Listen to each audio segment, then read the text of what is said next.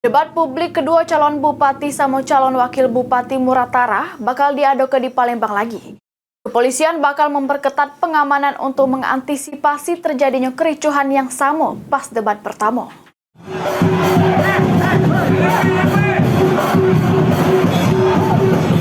Debat publik pertama calon bupati sama calon wakil bupati Muratara yang diadu di Hotel Novotel beberapa waktu yang lewat diwarnai kericuhan antar pendukung pas debat berlangsung.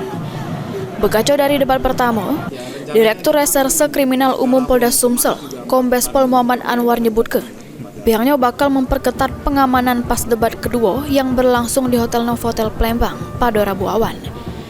Kepolisian bakal melakukan penggeledahan ke para pendukung yang hadir di debat kedua. Amun ditemukan senjata tajam, bakal ditindak tegas. Ya, rencananya kita akan secara humanis juga melakukan penggeledahan badan ya kepada para pendukung yang akan melakukan debat, terutama yang di luar gitu ya. Kita melakukan penggeledahan, kalau kita temukan ada sajam, senpi, itu akan tindak tegas.